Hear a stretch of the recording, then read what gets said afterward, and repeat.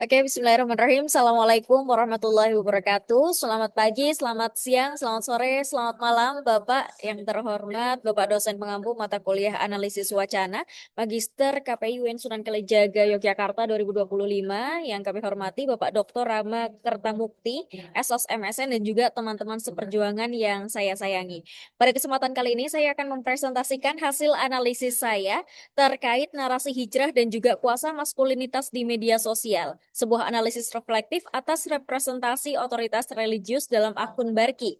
Nah, di mana dalam analisis kali ini saya mengkaji Barki karena menurut saya dia itu unik ya, ada keunikan tersendiri yaitu dia merupakan salah seorang alumni pondok ya di salah satu pondok pesantren.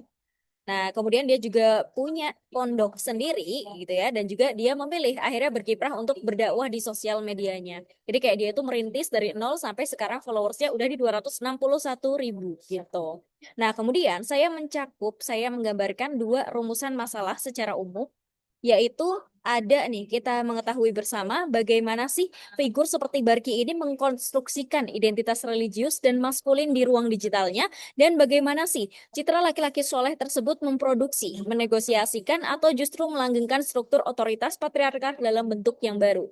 Nah, untuk menganalisis ini semua dan juga mengulik ya, kita butuh 4 teorinya. Nah, teori yang kita gunakan ya dalam analisis ini, yang pertama itu ada teori sistem sosial teknikal. Kita bisa melihat bagaimana praktik sosial, nilai budaya, dan juga teknologi digital itu saling membentuk, saling keterkaitan antara satu sama lain.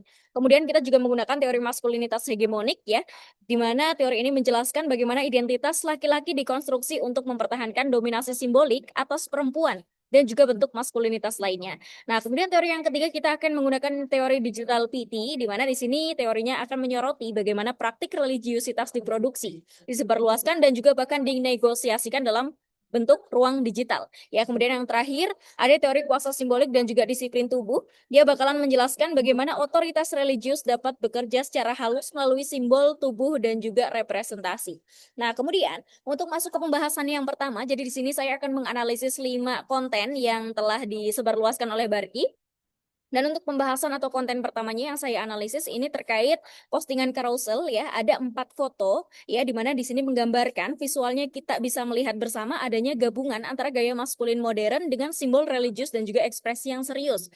Di mana pada caption kali ini kita juga bisa melihat ya, bisa salah tujuan, salah pemimpin, lebih parahnya tak bisa menuju kepada surganya Allah Subhanahu wa taala. Ya, yang mana di sini pas waktu di postingan carouselnya itu Bargi memang menegaskan ya bahwa laki-laki boleh nih salah perempuan, tapi gimana nih? Salah milih perempuan, tapi gimana kalau misalkan perempuan yang salah milih laki-laki gitu. Jadi kayak seakan di sini memang laki-laki itu masih menjadi pemimpin ya, atau juga penuntun bagi perempuan seperti itu. Nah, kemudian di sini secara tidak langsung estetika visual juga dapat kita gambarkan sebagai pious masculinity gitu. Kita melihat bahwa dia adalah gambaran laki-laki yang soleh tapi tetap modern ya, dengan juga kayak tetap mengagungkan maskulinitasnya ya dalam bentuk soft patriarki gitu. Nah, kemudian reflektifnya ini memperlihatkan bagaimana spiritualitas laki-laki itu dimediasi oleh estetika gitu. Jadi kayak kesolehan itu nggak yang cuman dirasakan aja, tapi perlu kita perlihatkan dengan apa? Dengan tampilan kita ya, mungkin dengan cara bicara atau dan lain sebagainya gitu, sehingga kayak bisa dipercaya dan juga diikuti oleh audiens-audiens lainnya. Kemudian kita bakalan masuk ke pembahasan yang kedua ya. Ini Reels ya. Kebetulan aku ngambil di salah satu kontennya Barki juga, dan juga mengambil judul besar di sini sebagai romantisisme, kesolehan, dan soft patriarki. Gitu. Di mana reel kedua ini menampilkan sebuah narasi yang lembut ya. Jadi kayak seakan-akan si Barki ini menegosiasikan ulang citra laki-laki religius itu tidak keras melainkan penuh empati. Tapi ternyata di balik itu semua dia itu sedang kayak mengkonstruksikan pikiran kita bahwa sebetulnya laki-laki itu ya dia tetap bisa dapat memimpin ya, ada soft patriarki di situ, dia itu tetap jadi pemimpin walaupun pemimpinnya itu nggak yang harus keras gitu ya, nggak yang harus bentak-bentak, tapi kayak lembut gitu bawaannya. Oke, nah kemudian untuk pembahasan selanjutnya, reflektifnya di sini, ya kita juga bisa melihat bahwa di sini Barki secara tidak langsung juga menampilkan model laki-laki religius baru yang lembut dan juga menenangkan ya. Tapi di balik itu masih ada logika lama tentang kepemimpinan laki-laki gitu. Jadi kayak kesolehan di sini dijadikan sebagai alat kuasa simbolik, di mana dia memang tampil itu penuh kasih tapi tetap menjaga posisi laki-laki itu di atas gitu. Nah, kemudian kita bakalan berlanjut ke pembahasan yang kedua ya. Reels lagi aku bakalan bahas di sini, di mana aku mengambil judul besar yaitu kuasa moral dan juga ekonomi emosi. Di mana di sini kita bisa melihat bersama bahwa Barkey itu tampil sebagai figur reflektif ya, dengan intonasi yang tenang dan juga citra visual yang menenangkan. Seolah-olah dia itu lelaki yang soleh ya, seolah-olah dia itu memang lelaki yang bisa diikutin ya, lelaki yang memang dia itu layak untuk didengarkan juga gitu ya. Jadi nggak yang cuman dari pakaiannya aja, bahkan juga dari visualnya, dari lagu yang dia pilih, musik gitu ya, dan juga bahkan dari lighting yang hangat gitu. Jadi memang tampilannya di sini menunjukkan dia soleh seperti itu. Jadi kayak seakan-akan untuk audiensnya di sini dia merasakan kesolehan itu bahkan sebelum dia mendengarkan apa yang disampaikan.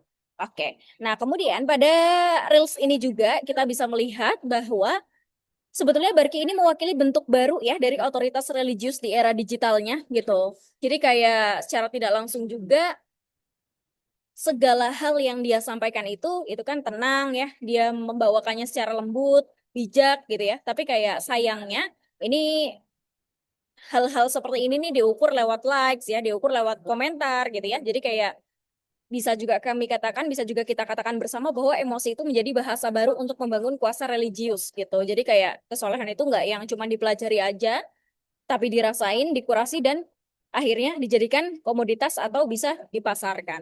Kemudian untuk selanjutnya pembahasan yang keempat, aku juga ngambil dari salah satu reelsnya, ya, di mana di sini Barki juga menggunakan karisma sebagai sumber otoritas religiusnya. Gitu, dia membangun seolah dirinya itu merupakan seorang figur murabi digital yang karismatik gitu. Jadi kayak dia itu membangun sebuah legitimasi gitu ya, karena dia tampil dengan disiplin tubuh yang bisa diasosiasikan dengan ketubuhan laki-lakinya gitu. Kayak dia itu membentuk ya bagaimana para patriarki itu beradaptasi gitu. Jadi kayak seakan-akan dia juga menunjukkan sebuah kepemimpinan spiritual yang memang lembut ya, tapi berwibawa gitu. Jadi kayak kita para pendengar audiens gitu ya, kita tuh nggak merasa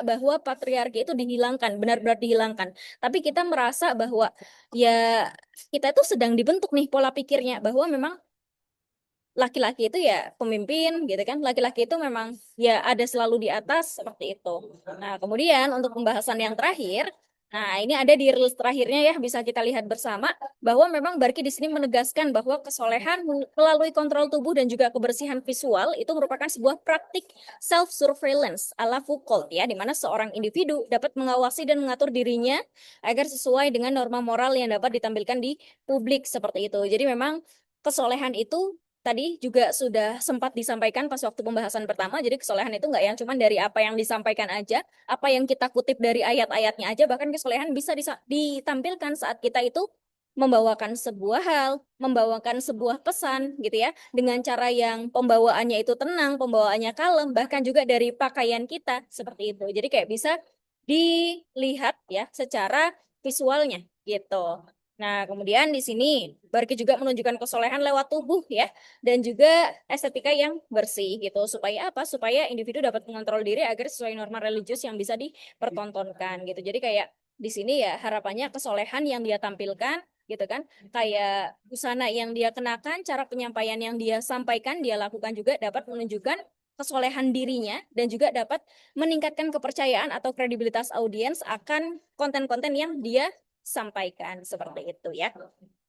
Nah, dari sini semua, dari pembahasan ini semua, aku simpulin nih ya. Jadi dua poin besar. Yang pertama poinnya itu tentang pergeseran dakwah dari otoritas institusional menuju otoritas karismatik berbasis citra, di mana sebuah analisis reflektif itu ya dapat memperlihatkan bagaimana maskulinitas digital dan otoritas religius dapat beroperasi dalam format yang estetis, afektif, dan juga algoritmik ya. Jadi kayak kesolehan itu nggak yang lagi soal spiritualitas batin aja, tapi juga tentang gimana kita tampil, gimana kita berbicara, bahkan mengelola diri di hadapan kamera. Kemudian untuk yang kedua juga kita bisa lihat bersama ya bahwa representasi pious influencer masculinity itu sebagai sebuah paradoks ruang digital Islam. Sebuah paradoks. Namanya paradoks itu kan dia itu merupakan sebuah ungkapan ya, ungkapan kebenaran yang dianggap sebagai sebuah hal yang bertentangan padahal ada kebenaran di situ gitu. Nah, di sini akun Barkini dibaca sebagai sebuah representasi dari pious influencer masculinity dan juga katakan sebagai sebuah paradoks dalam ruang digital Islam gitu. Karena apa?